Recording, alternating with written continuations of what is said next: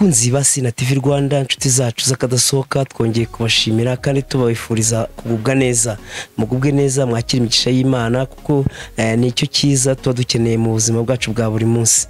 Hanyuma rero muri gitondo cy'umunsi tugiye kubereka video idasanzwe, video y'abana beza, abanyeshuri baturutse mu ishuri ryitwa Bright Angels International School ribarizwa i Nyarutarama mu karere ka Gasabo mu mujyi wa Kigali. Ni ishuri ry'ikitegererezo, ni ishuri rifite ry'inararibonye ku buryo ritanga amasomo mpuzamahanga kuko ndetse rikabikora mu buryo bw'indimi yaba ari Igifaransa, Icyongereza, nta kibazo umwana uhiga ababasha kwisobanura.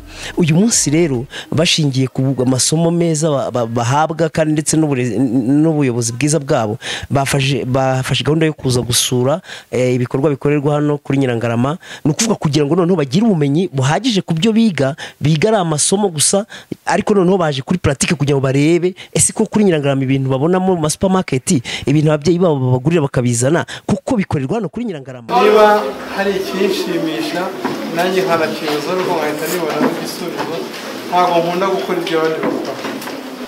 Gusa iyo mbyinjiyemo nshakisha ukuntu gishobora kuba icyambere, no mu marushanwa ngiyemo nkunda kuba uwa mbere.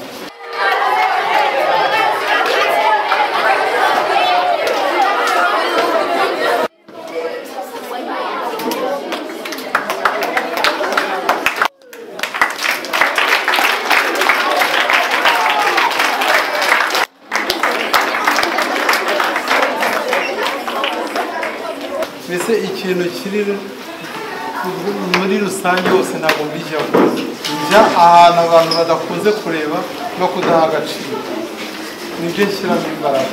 Urugero, nk'ubu ngubu mpinga imizabibu, nuko nazengurutse mu bihugu byo hanze ku isi, mbona bafite imizabibu kandi barakiza abantu bavamo amatafari. Ntabwo kubera iki iwacu batayihinga, ndaza ndatangira nyine nshaka imbuto ndahinga, nyine bumva ngo mu bitabo baranditse ntabwo ibyo bigendera. None imizabibu yareze tugasarura, n'ubu muraza kuyinyuraho ivayi zirahari. Ikindi nk'uko tuvugishanye ukuri, none umuntu wahanze indege bwa mbere hari indi yari abonye ihise. Nibyo murabona abana rero, aba bana batembera ku musozi ku mafarashi, murabona ukuntu bishimye. Ikindi kandi murabona n'abarimu bagiye ku mafarashi barishimye, hanyuma n'abana barimo kushima uburyo bakoze urugendo shuri kandi bwabafashije.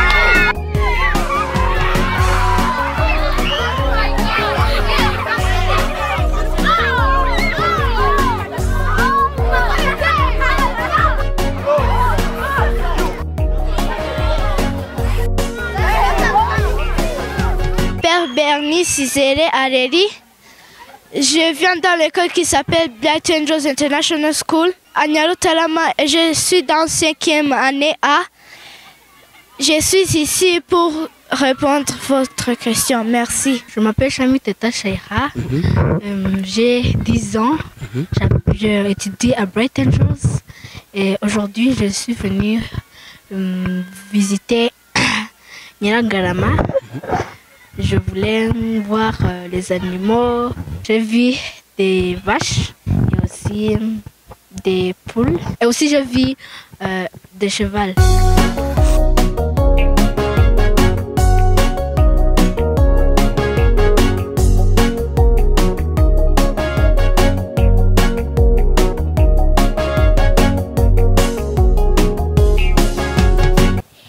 My name is Piensia Ineza.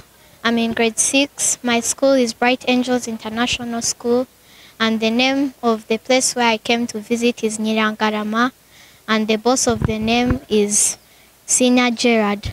I saw juice, I saw flour and oil, I saw cows, chickens, horses, and I've seen peacocks, pigs, and many more.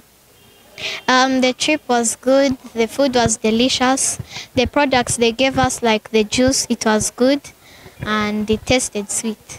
This place is fun because you can see types of dogs, and there are many female dogs, and there are chickens that they are friendly, and there are pigs which are also friendly.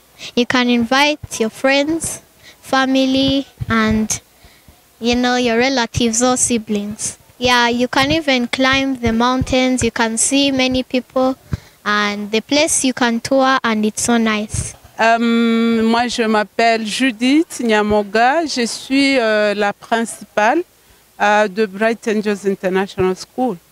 Bright Angels International School est une école qui se situe à Nyarutarama, en plein centre-ville de Kigali. Vraiment, ce fut un grand apprentissage pour tous nos élèves et nous-mêmes inclus. Nous avons vu des merveilles, les enfants sont heureux, ils ont appris beaucoup de choses. La visite d'abord avec M.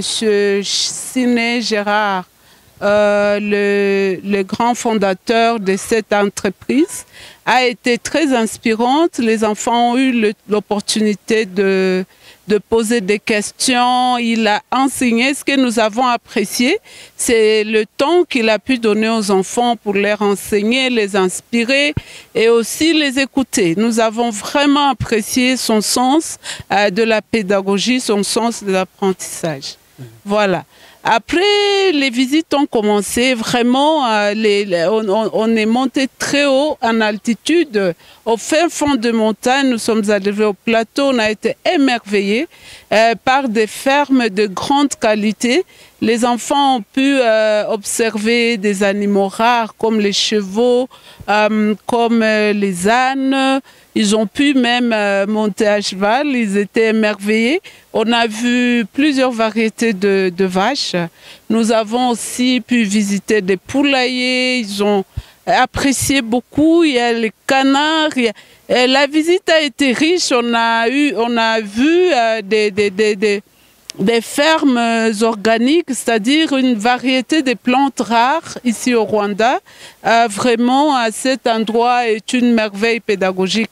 On ne peut pas rêver mieux quand on est enseignant parce que nous mettons en avant le fait que les enfants apprennent mieux quand ils touchent, quand ils observent, quand ils voient. Alors ces opportunités dans leur vie sont des grandes occasions d'apprendre et des grands moments d'inspiration. Donc nous avons été émerveillés par cette visite et nous sommes reconnaissants. En tout cas, j'encouragerai les parents à trouver du temps, eux-mêmes d'abord en famille, pour venir explorer cette merveille qui est vraiment cachée pas très loin de la ville de Kigali. C'est vraiment impressionnant. On voit un esprit, on voit un génie en action. Il ne faut pas que les enfants vivent à côté de telles opportunités sans avoir le temps de les apprécier. Donc moi, à ma qualité d'enseignante, j'aimerais encourager des voyages en famille où on peut prendre beaucoup plus de temps pour explorer davantage et apprendre davantage. Merci beaucoup. Bakunzi bacu rero turabashimiye mukomeze mugubwe neza kandi tubifuriza kugana amaduka yacu aho ari hirya no hino mu gihugu ndetse no kwisi yose mukagura produit za Sina Gerard Entreprise Urwibutso nkuko nabizi babwiye agashya akabanga akarusho n'ibindi ibyo byose rero bibagereho kandi mukomeze gubwa neza. Hanyuma rero mu gusoza ndabasaba kandi ko mwakora kwibuka mugakora subscribe, mugakora like, mugakora share ndetse mugahodona comment kugira ngo ibyo dukora byose turusheho kubibagezaho bifite ubuziranenge kandi bimeze neza bibafashe umunsi ku wundi. Murakoze, murakagira Imana n'amafaranga. Murakoze.